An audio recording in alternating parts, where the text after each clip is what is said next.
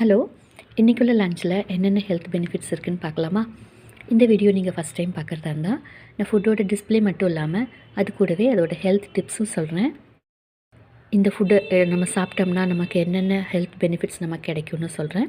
Video skip பண்ணாமல் கடைசி வரைக்கும் பாருங்கள். உங்களுக்கு பிடிச்சிருந்தா சப்ஸ்கிரைப் பண்ணிவிட்டு பாருங்கள். அப்போ நான் அடுத்தடுத்து போடுற வீடியோ உங்களுக்கு நோட்டிஃபிகேஷனில் வரும். இன்றைக்குள்ள லஞ்சில் நார்த்தங்காய் ஊறுகாய். இதில் விட்டமின்ஸ் ஜாஸ்தி இருக்குது. இது நோய் எதிர்ப்பு சக்தியை தூண்டும், ஜீரண சக்தி அதிகரிக்கும். இது கூடவே வெந்தயக்கீரை கூட நான் உருளைக்கிழங்கு சேர்த்து பண்ணியிருக்கேன். வெந்தயக்கீரையில் நிறைய நார் சத்து இருக்குது, விட்டமின்ஸ் இருக்குது, இரும்பு சத்து ஜாஸ்தியாக இருக்குது. இது வந்துட்டு ரத்தத்தில் இருக்கிற சர்க்கரையோட அளவை நல்லா குறைக்கும், கொலஸ்ட்ராலை கம்மி பண்ணும், அப்புறம் உடல் சூட்டை தணிக்கும், நரம்பு தளர்ச்சியை போக்கும். எனக்கு அடிக்கடி எடுத்துகிட்டு வந்தோம்னா நரம்பு தளர்ச்சி கூட குணமாகும். கண் பார்வைக்கு இது ரொம்ப நல்லது. நூல்கோல் குழம்பு. நூல்கோலில் நிறைய நார் சத்து இருக்குது, அப்புறம் விட்டமின்ஸ் இருக்குது, மினரல்ஸ் இருக்குது. இது சுகர் பேஷண்ட் அடிக்கடி எடுத்துக்கிட்டால் அது ரொம்ப நல்லது. இது நோய் எதிர்ப்பு சக்தியை தூண்டும். இது ஹார்ட் ஹெல்த்துக்கு ரொம்ப நல்லது. இதில் நார் சத்து ஜாஸ்தி இருக்கனால ஜீரண சக்தி அதிகரிக்கும், மலச்சிக்கலை தடுக்கும். ரசம். இது வந்துட்டு ஜீரண சக்தி அதிகரிக்கும். இதில் நிறைய மினரல்ஸ் இருக்குது. கூடவே கொஞ்சம் தயிரில் நிறைய ப்ரோபயோட்டிக் பாக்டீரியா இருக்குது, ப்ரோட்டீன் இருக்குது, கால்சியம் இருக்குது, விட்டமின்ஸும் இருக்குது.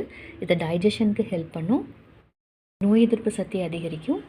இது ஸ்கின் ஹெல்த்துக்கும் ஹேர் ஹெல்த்துக்கும் ரொம்ப நல்லது தயிர். இது கூடவே சோறு.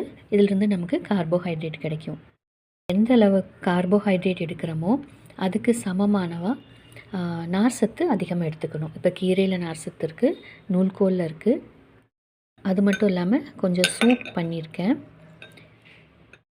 சூப்பில் லெட்யூஸ் கொஞ்சம் ஆட் பண்ணியிருக்கேன், குடமிளகா, பச்சை கலர் குடமிளகா, அப்புறம் வந்துட்டு ப்ரொக்கோலி, அப்புறம் பீட்ரூட்.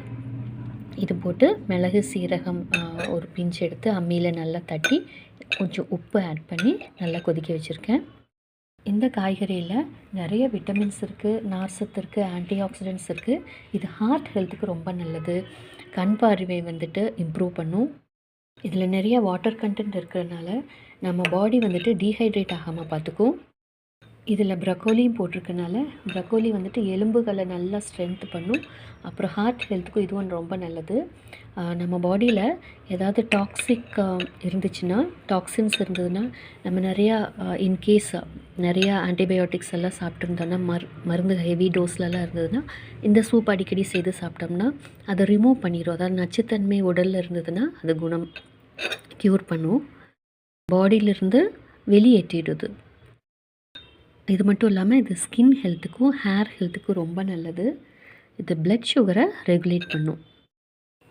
இது கொஞ்சம் க்ரன்ச்சியாக இருக்கட்டும்னா அப்பளம். இது வடகம். இது பழைய சாதத்தில் பண்ணது. பழைய சாதத்தில் கொஞ்சம் உப்பு, மிளகாப்பொடி, மஞ்சப்பொடி, கருவேப்பிலை, ஓமம் ஒரு பிஞ்சு எல்லாம் போட்டு கையிலேயே பிசைஞ்சு, இந்த மாதிரி சாதத்தில் கையிலேயே போட்டு பிசைஞ்சு உருண்டை பிடிச்சி மொட்டை மாடியில் காய வச்ச வடகம். இது ஜஸ்ட் டேஸ்டியாக இருக்கும், ஆனால் அது ஹெல்த் பெனிஃபிட்ஸ்னு ஒன்றும் கிடையாது. ஜஸ்ட் ஃபேட்டு தான் இன்க்ரீஸ் ஆகும், கொலஸ்ட்ரால் வந்துட்டு ரைஸ் ஆகும். அதனால் அளவாக எடுத்துக்கிட்டது நல்லது. இந்த சேனலில் ஃபுட்டோட டிஸ்பிளே மட்டும் இல்லாமல் கூடவே ஹெல்த் டிப்ஸும் சொல்கிறேன். உங்களுக்கு பிடிச்சிருந்தால் சப்ஸ்கிரைப் பண்ணிவிட்டு பாருங்கள். இப்போ நான் அடுத்தடுத்து போடுற வீடியோஸ் உங்களுக்கு நோட்டிஃபிகேஷனில் வரும். தேங்க்யூ. தேங்க்ஸ் ஃபார் வாட்சிங்.